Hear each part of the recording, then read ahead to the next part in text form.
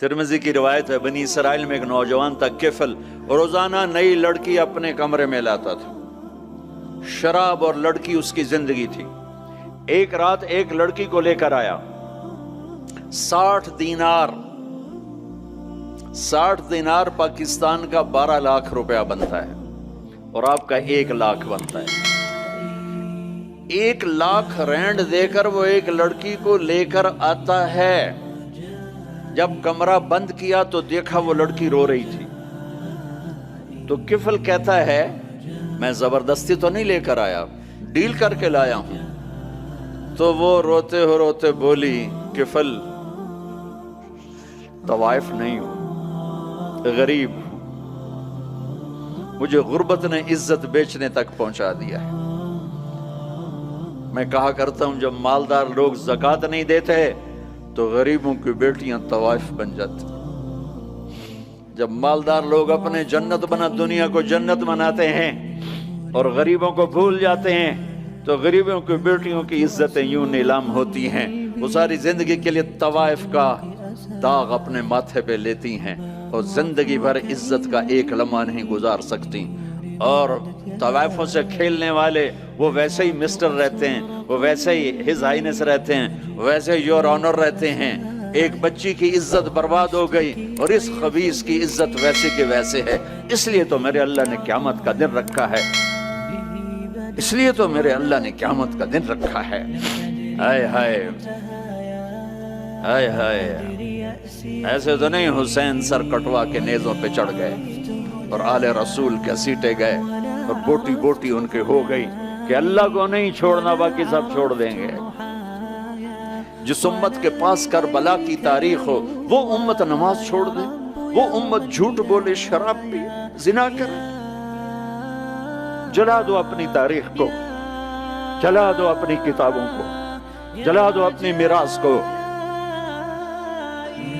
جو کرنا پھر جو مرضی کرو، بھلا دو حسین کی قربانی کو۔ یہ کوئی زندگی ہے جو ہم گزار رہے ہیں؟ وہ عورت رونے لگی، وہ لڑکی رونے لگی، کفل عزت دار ہو، مجھے غربت نے طوائف بنا دیا ہے۔ تو کفل رو پڑا اور کہنے لگا میری بہن جس عزت سے آئی تھی چلی جا، جو پیسے دیے ہیں جا اپنی غربت مٹا، ہدیہ 60 دینار 1 لاکھ رینڈ بنتا ہے، جا اپنی غربت مٹا، اور میرے لیے دعا کر، میں بہت گندا انسان، میں تیری آنسوؤں کو دیکھ کر میں بھی توبہ کرتا ہوں۔ وہ لڑکی گھر پہنچی، پیچھے کفل مر گیا، اس کو نہیں پتا موت آئی کھڑی ہے سر پہ، وہ مر گیا۔ اللہ آخرت سے پردہ نہیں اٹھایا اللہ نے۔ وَمِن وَرَائِهِمْ بَرْزَخٌ إِلَى يَوْمِ يُبْعَثُونَ، پردہ ہے، مر گیا، کیسے مرا، کس حال میں مرا، کچھ پتہ نہیں۔ اس کی قدردانی پہ قربان جاؤں۔ کل اگر یہ مردہ ملتا نا اپنے گھر میں، اس کو کسی نے اٹھانا نہیں تھا، کمرے میں ہی دبا دینا تھا، وہیں پتھروں میں اس کو دبا دینا تھا، یہ ایسا انسان تھا، لیکن وہ تو توبہ کر چکا تھا۔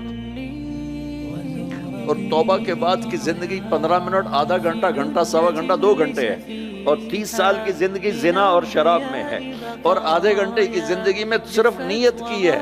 کل تک تو بھی سورج میں نہیں دیکھا اور موت نے آ کے اٹھا لیا۔ صبح جب ہوئی تو لوگوں نے دیکھا کفل کے گیٹ پہ لکھا ہوا تھا ان اللہ قد غفر للکفل، لوگوں اللہ نے کفل کو معاف کر دیا۔ یہ کیوں لکھوایا؟ یہ کیوں لکھوایا؟ اس لیے لکھوایا کہ اب یہ ہمارا دوست ہے، آؤ اس کو عزت سے ہمارے پاس پہنچاؤ۔ یہ شرابی بھی تھا، یہ زانی بھی تھا، یہ سب کچھ تھا۔ اس سے بڑا قدردان کوئی ہے کہ نیکی کرنے کا ایک دن اس کے پاس نہیں، ابھی آج اس نے نیت کی ہے کہ آج کے بعد میں نیک بن کے زندگی گزاروں گا، اور موت نے مہلت نہیں دی۔ خالی نیت پر میرے اللہ نے کیا کر دیا، اتنا بڑا مین گیٹ پہ نورانی سطر سے لکھا ہوا تھا ان اللہ قد غفر للکفل، اللہ نے کفل کو معاف کر دیا، یعنی جاؤ اس کو عزت کے ساتھ لے کر آؤ اور میرے دربار۔ এই রকম ইসলামিক ভিডিও পেতে এবং দিনের দায়ী হিসেবে নিজেকে সমুন্নত রাখতে চ্যানেলটি সাবস্ক্রাইব করুন।